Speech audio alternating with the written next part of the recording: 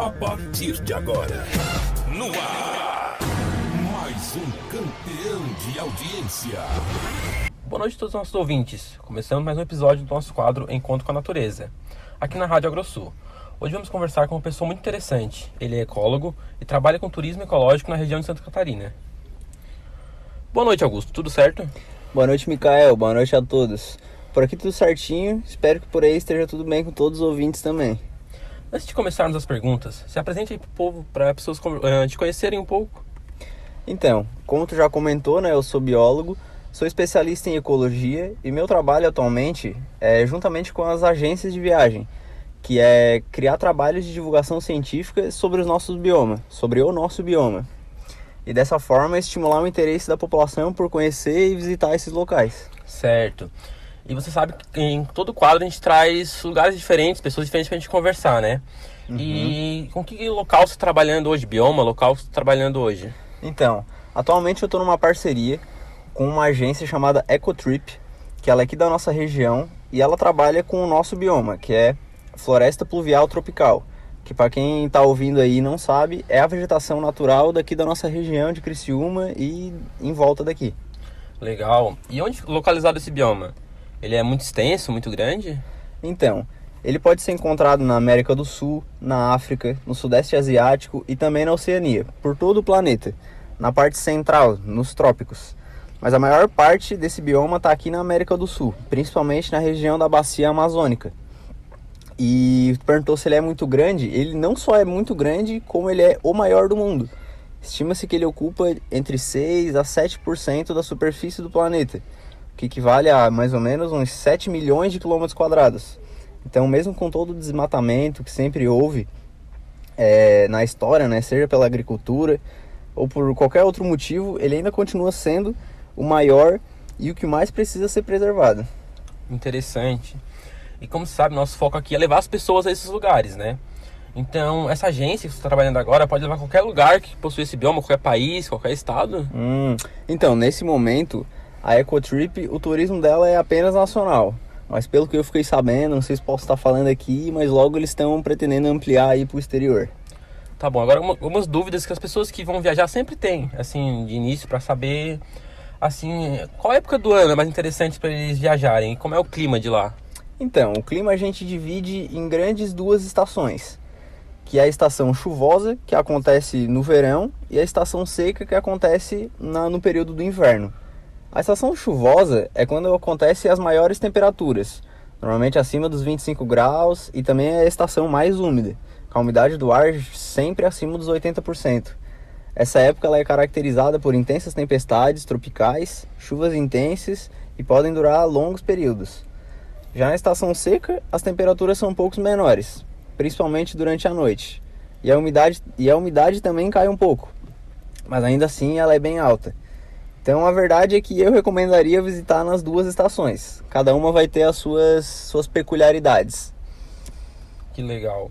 Em relação a rios, riachos, para tomar banho lá tem? E para fazer trilhas, tem muita gente que gosta de ir para trilha turística e tal. O solo lá é bom, tem muita subida, muita montanha. Então, como é um cenário bem amplo, fica meio complicado dizer em relação à umidade. Quer dizer, se tem locais para tomar banho. Mas sim, ela é um bioma muito úmido e com grande abundância hídrica, com muitos rios, muitas cachoeiras, então muitos locais bons para estar fazendo uma trilha. E tendo em vista, no verão é calor e tem muita água, então com certeza, quem gosta de um banhinho vai ser um ótimo ponto de viagem. E boa parte do turismo desses locais envolvem realmente a prática de trilhas e passeios pela mata. O terreno, perguntou da altitude, inclinação, ele vai variar dependendo da região, né? Que ele vai desde terrenos planos até os mais elevados. Como exemplo, a gente tem a Serra do Mar, a Serra da Mantiqueira, as duas da região sul e sudeste, que chegam a mais de 2.000 metros acima do nível do mar. Quanto ao solo, ele é bem úmido devido à alta densidade de espécies, né? Que acaba fazendo sombra, espécies bem altas, e o interior da floresta ele fica com bastante sombra. Mas na estação seca ele fica mais firme, devido à menor incidência das chuvas. Então no verão ele acaba sendo escorregadio, bem molhado, porque é muito úmido, mas na estação seca é mais tranquilo. E eu sempre indico, para quem quiser, aqui na nossa região, eu recomendo algumas trilhas e alguns locais para visitação. Como, por exemplo, a trilha da Cachoeira do Salto Branco e a trilha dos Dois Dedos. As duas ficam em Treviso. O Parque Nacional Municipal do Choclen e a Cachoeira do Cantão, que fica as duas em Nova Veneza. E o Aguaí, Santuário Ecológico, e a barragem do Rio São Bento, que fica em Siderópolis. Então tá aí já 6 pontos para quem ainda não conhece. E para quem quer conhecer esses lindíssimos locais, o melhor lugar para se hospedar, sem dúvida, é o Világio Bengasa em Treviso. São lindas cabanas em meia natureza, com uma vista muito bonita para a Serra Geral. E você falar um pouco sobre a floresta de lá, sobre as plantas, você quer falar um pouco mais sobre o verde de lá? Pô, então o que falar sobre a flora desse lugar, né? A flora das nossas florestas, ela é sensacional, né? Ela é de uma exuberância que é incomparável com qualquer outra. Ela é caracterizada assim por uma diversidade inigualável de espécies, né? Adaptadas a incontáveis condições. Então ela possui muitos estratos, né? Que a gente chama, que são os andares da floresta. Desde o subbosque, que são as árvores que ficam abaixo da copa das árvores maiores, onde tem um pouco mais de sombra.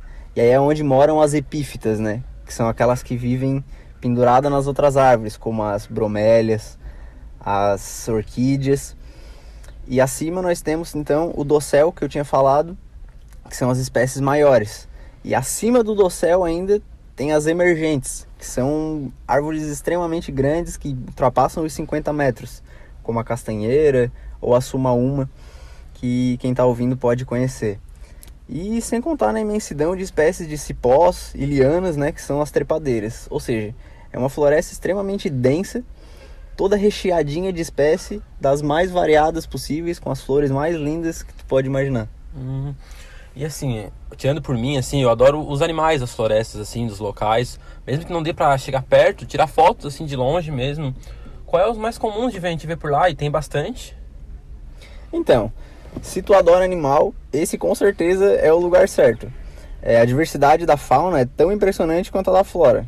As florestas úmidas, elas abrigam desde mamíferos, dos menores até os maiores, como saguis e morcegos, até onças e antas muito grandes. Abriga também uma grande diversidade de aves, além de répteis, anfíbios, artrópodes, peixes e todos os outros tipos de organismos aquáticos. Os mais comuns, caso tu tenha interesse, são as aves, né? Que a gente pode ver até nas regiões mais urbanas. Legal, deu até muita vontade de ver, de visitar. Que legal. E tu quer falar mais alguma coisa aos nossos espectadores? Então, eu gostaria de dizer que além da fauna e da flora que tu me perguntou, a funga, que são os fungos, eles também têm uma importância igual para a diversidade de espécies dessas florestas. São eles os responsáveis por ciclar os nutrientes, né? Decompor aquela enorme quantidade de folhas e galhos que caem todos os dias da floresta nos solos e tornar novamente disponível esses nutrientes para as plantas poderem continuar se nutrindo. Então a gente tem um olhar muito fechado para os fungos. E isso pode comprometer muito a conservação dessas espécies e todo o ciclo de nutrientes do planeta em si. Então, como minhas últimas palavras, eu diria, vamos ter um olhar mais atencioso para os fungos, além da fauna e da flora, né? E vamos visitar as florestas úmidas e cuidar mais dos nossos solos, né? Porque o agro, como a gente sabe, ele não é pop. E mais uma coisa. Uma coisa muito interessante é que um dos fragmentos mais biodiversos, ou seja, que mais tem quantidade de espécies desse nosso bioma, é uma fazenda chamada Olhos d'Água, que ela fica lá em Piraí do Norte, na Bahia. É uma área com mais de 500 hectares de floresta que foi plantada manualmente por um suíço chamado Ernest Goethe. E ele utilizou para plantar essa floresta, esses 500 hectares de floresta, os princípios da agricultura sintrópica, que ele mesmo criou. Que é uma agricultura que, cara, ela vai salvar a nossa existência nesse planeta, né? Porque como a gente sabe, a agricultura, como ela acontece hoje em dia, a gente degrada muito os solos. A gente suga o máximo que pode, até não dar mais de produzir nele, e aí a gente abandona. Ao contrário da agricultura sintrópica, que ela gera alimentos em abundância, cria florestas e solos férteis.